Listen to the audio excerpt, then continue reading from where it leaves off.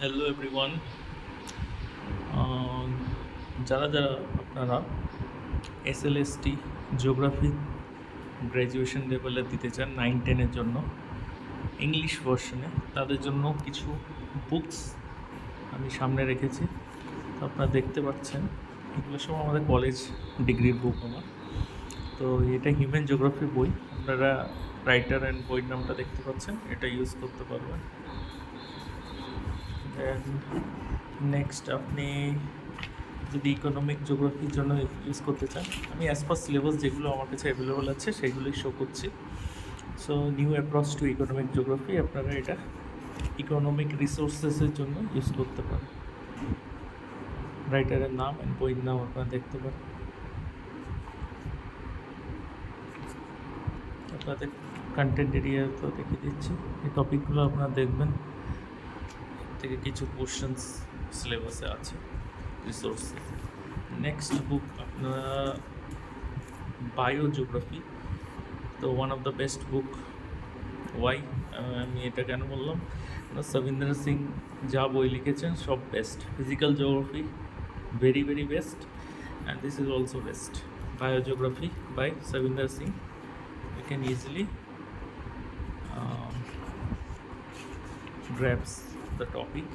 This is Savinder Singh Biogeography. Next আর একটা বিখ্যাত বই জিওগ্রাফি অফ পপুলেশনের উপরে, বা পপুলেশন জিওগ্রাফি যে টপিকটা আছে এসএলএসটিতে ইংলিশ ভার্সনে, ডক্টর আর.সি. চন্দনা। সো এটা পপুলেশন জিওগ্রাফি, এগুলো আপনার অনার্স গ্র্যাজুয়েশনেও কাজে লাগে যারা জিওগ্রাফিতে অনার্স করছেন।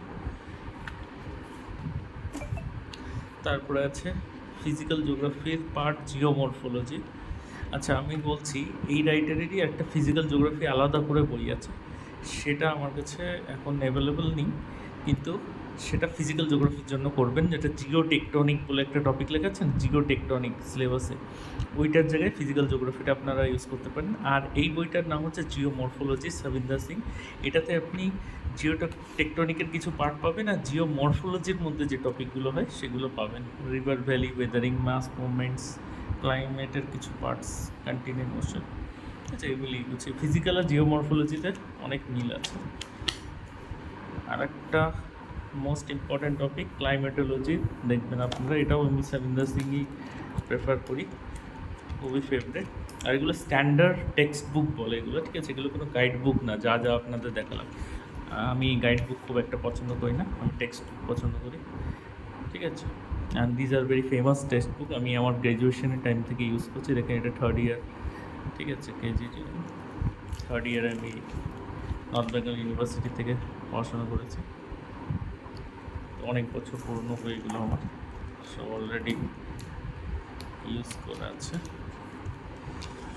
তো এইভাবে আপনারা এসএলএসটি ইংলিশ ভার্সন থেকে দিতে পারেন, ঠিক আছে। আর জিওগ্রাফি অনার্সে ওই বইগুলো ইউজ করতে পারেন।